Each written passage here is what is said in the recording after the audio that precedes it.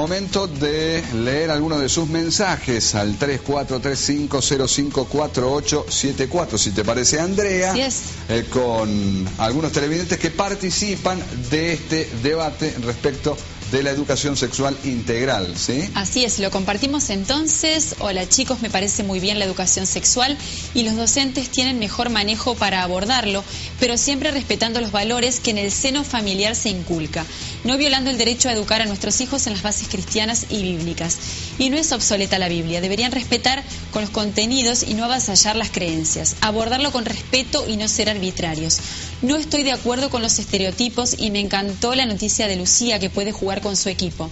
Y la violencia de género nunca dejará de existir porque va más allá de una educación sexual integral. Y aquí el concepto de la religión que aparece.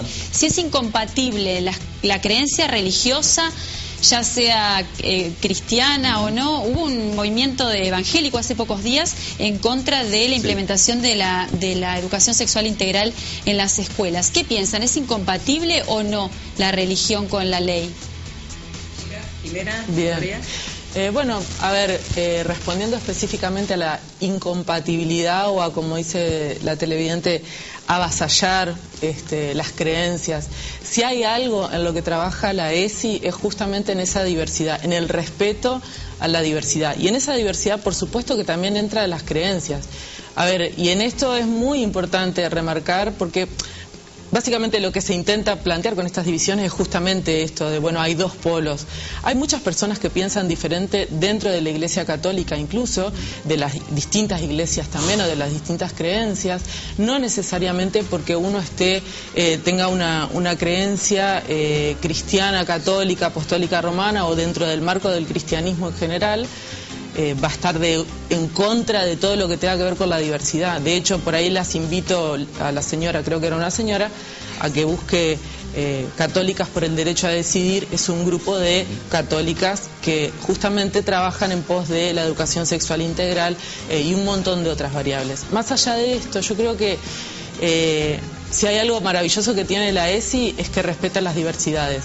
Mi creencia, mi postura o lo que yo pienso no es algo que yo le voy a imponer a mi alumno, mi alumna, ni algo. No, al contrario. Como decía Victoria hoy, son espacios donde se construyen formas de pensar, donde se debate, donde se pone en tela de juicio. El pensar en los estereotipos. Y también respondiendo a esto que hablaba de la violencia de género, la violencia de género sí se puede combatir con educación sexual integral porque tiene que ver con el patriarcado, porque tiene que ver con pensar una sociedad con una perspectiva de género que respete a la mujer, que respete a la diversidad, que respete y que pueda trabajar esas violencias desde otros lugares que no específicamente están.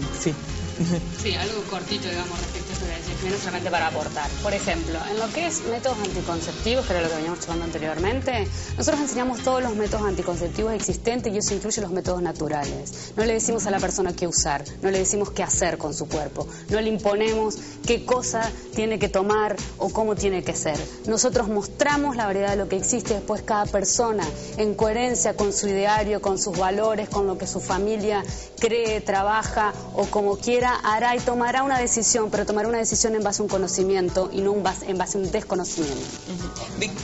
Ajá. Y después Victoria nos va a decir también quiénes son los que llevan adelante lo que es la educación sexual integral en las escuelas. Ella viene trabajando desde hace años también en la escuela normal, pero ahora qué dice la gente. 3435054874. Hola, felicitaciones por el informe sobre educación sexual integral. Tenemos que interiorizarnos en el tema primero para opinar como futuras docentes, pero todas las escuelas puedan implementar esta ley que es muy importante para nuestros chicos, más allá de los prejuicios que podamos tener los padres, señala otro de los mensajes que llegan al teléfono del canal. Bien. Otro mensajito más y avanzamos. Las escuelas religiosas son las principales que tienen que dar la ley de educación sexual integral por todos los casos de violación que han pasado en los establecimientos religiosos con los curas, dicen.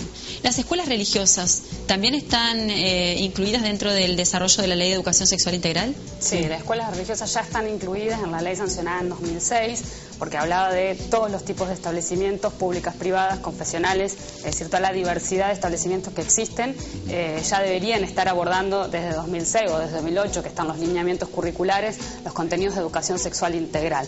Respecto a las cuestiones de abuso, me encantaría decir que solo pasan en un lugar, pero no es así, pasan en todas partes y por supuesto es una responsabilidad de todas las instituciones trabajar las temáticas para la prevención. Victoria, ¿quiénes están a cargo de la educación sexual integral? Vos desde hace años venís trabajando. Sí, yo vengo trabajando hace mucho tiempo. En realidad lo que la ley plantea es la transversalidad, antes la modificación, ¿no? Que es lo que disparó ahora.